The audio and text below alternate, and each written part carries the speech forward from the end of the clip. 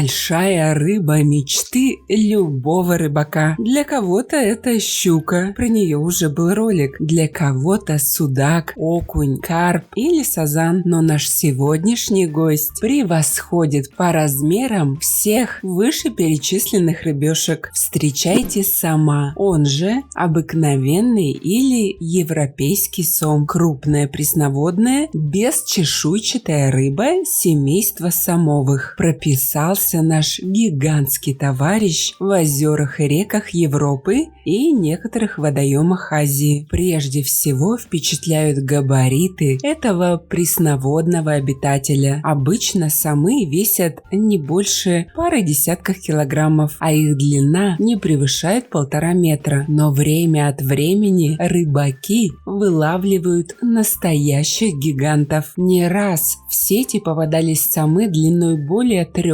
метров и массой больше 300 килограммов. Есть даже свидетельства о поимке 5-метровых монстров, чья масса превышала 400 килограммов. Кстати, такие гиганты вовсе не старые, ведь живут самы до 80 лет и растут всю свою жизнь. Сама никак нельзя назвать красивой рыбой. Весь внешний вид сома и строение его тела говорят о том, что сом приспособлен для жизни на дне водоема. Окрас в большинстве случаев бурый с оттенками коричнево-зеленого. Брюхо белое. В зависимости от места обитания окрас может меняться от почти черного до светло-желтого. Иногда встречаются самы-альбиносы. У сома громадная пасть, вооруженная большим количеством очень мелких и острых зубов, чем-то напоминающих щетку. У рыбы, попавшей в самовую пасть, нет шансов выбраться наружу. На верхней челюсти сома расположены еще 2 длинных беловатых уса. Усы служат саму органом осязания. Существует заблуждение, что сом питается только падалью. На самом деле это не совсем так. Основной пищей сома на ранней стадии развития являются мелкие ракообразные, мальки и водные насекомые. В более зрелом возрасте, в зависимости от кормовой базы, предпочитают в рационе живую рыбу и других пресноводных животных и моллюсков. Также известны случаи нападения на водоплавающих птиц и мелких домашних животных, и даже на людей. Описаны случаи нападения крупных особей на людей, особенно на детей. В XVI-XVIII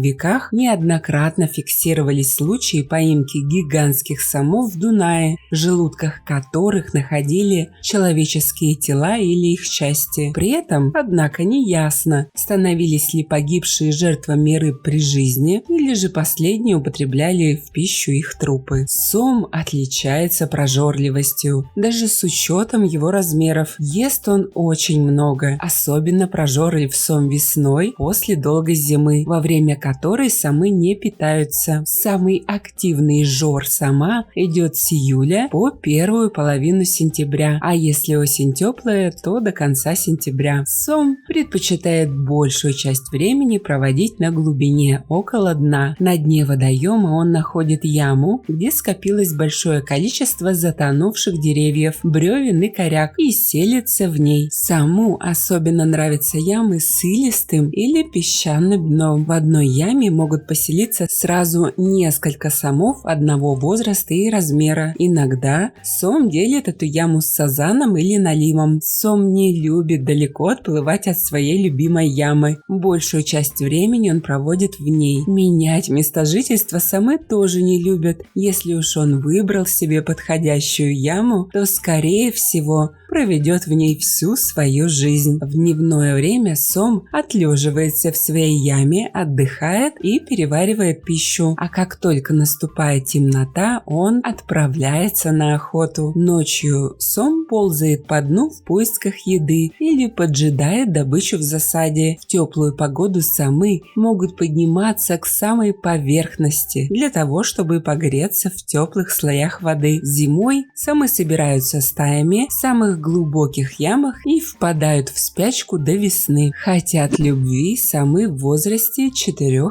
лет. В этом возрасте вес сама достигает 3 килограммов при длине 60 сантиметров. Нерест самов начинается при достижении температуры воды 16-18 градусов. В зависимости от региона это может происходить от начала мая до начала июля. Для икрометания самы выбирают место в прибрежной зоне среди водной растительности. В тех местах, где самов много, они гоняются друг за другом и обвиваются подобно змеям. Все это сопровождается всплесками и раскатистыми ударами, слышимыми с большого расстояния. За каждой самочкой сама плавает по 3-4 самца, из которых она выбирает себе одного единственного. Затем образовавшаяся пара отгоняет оставшихся самцов и обустраивает примитивное гнездо в виде ямки в грунте и остатков растительности. Икрометание происходит ночью или ранним утром. Самка откладывает в гнездо икру, и самец остается его охранять. Икра сама крупная. Диаметр каждой икринки 2-3 мм. Общее количество икры составляет от 11 до 480 тысяч икринок, и зависит это от размеров самой самки. На каждый килограмм массы самки приходится 30 тысяч икринок. Молоть сама появляется из икры примерно на 10-й день. Они имеют длину 6-8 мм. Первое время они держатся в гнезде и питаются из желточного мешочка. Через 7-10 дней они начинают плавать и искать себе еду, но при этом не удаляются далеко от гнезда. Самец все это время держится рядом с ними и защищает их от врагов. Через 4 недели после вылупления из икры молодые самы расплываются от гнезда, держась группами по несколько особей. Выполнив свой родительский долг, самец вслед за самкой возвращается назад в свою любимую яму. Сом – самая крупная рыба среди обитателей наших пресноводных водоемов. Он считается одним из самых желанных трофеев. Поймать крупного сома – мечта многих рыболовов. Среди них выделяется даже отдельная группа рыбаков, которые специализируются исключительно на ловле сома. Их называют самятники. Мясо сома обладает высокими вкусовыми качествами. Оно достаточно вкусное, нежное и жирное. Именно поэтому сом – желанная добыча любого рыбака. В старину люди использовали самовьи плавательные пузыри и кожу. Из пузырей варили клей, а из самовьей кожи изготавливали так называемые стекла для окон. А вы любите рыбалку? Напишите в комментах. Спасибо, что посмотрели этот ролик. Не забывайте ставить лайки, писать комментарии о том, какого бы животного вы хотели бы увидеть в следующем видео, и делиться этим видео с друзьями. Это очень помогает развитию нашего небольшого сообщества. Подписывайтесь на наши паблики по ссылкам в описании к видео. Там много интересного. С вами был канал о животных ЗУ. Мы собираем большую видеоэнциклопедию про все виды животных планеты. Любите природу вместе с нами. До скорых встреч!